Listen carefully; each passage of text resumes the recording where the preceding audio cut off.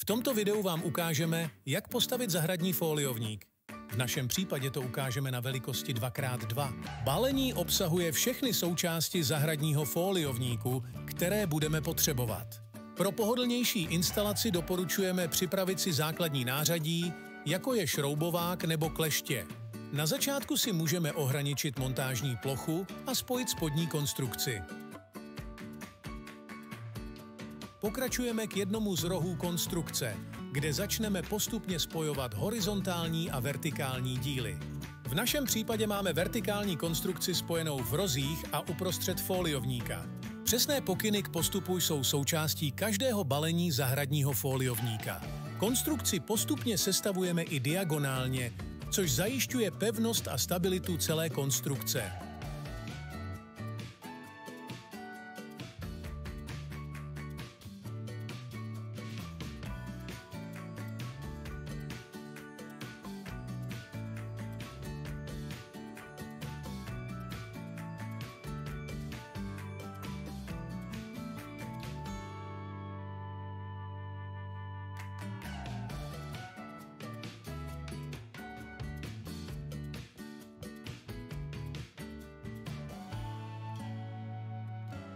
Horní část konstrukce se skládá ze segmentů, ve kterých propojíme dvě části. Všechny segmenty horní části jsou pak spojeny pomocí profilu.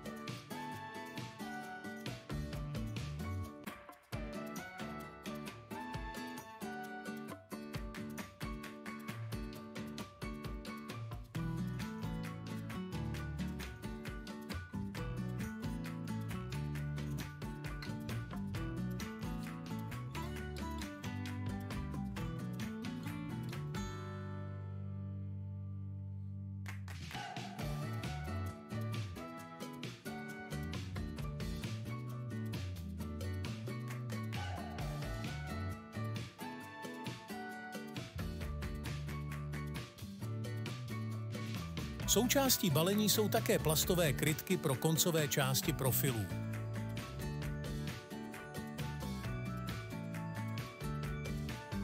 Zkontrolujeme šrouby, které lze dotáhnout ručně, například pomocí ráčnového klíče.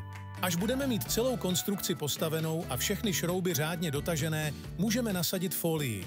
Folie má vynikající odolnost proti oděru a opotřebení a je vybavena UV filtrem, který slouží k ochraně vašich plodin.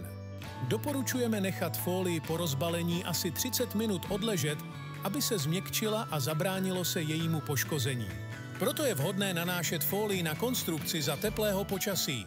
Zahradní foliovník má dostatečně velký vstup s dvojitým spolehlivým zipem.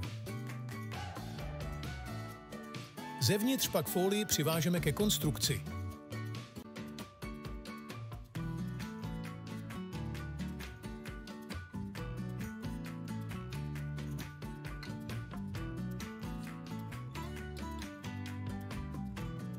Vstup do foliovníka lze srolovat směrem nahoru a upevnit jednoduchým zapínáním.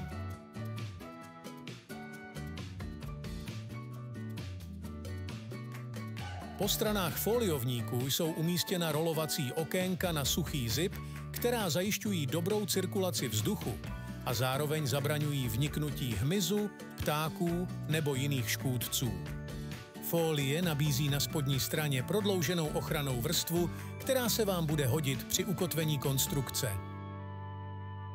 Prodlouženou folii na dně lze zakopat nebo zasypat zeminou, což také pomůže proti škůdcům. Zahradní foliovník jsme úspěšně sestavili a můžeme začít pěstovat.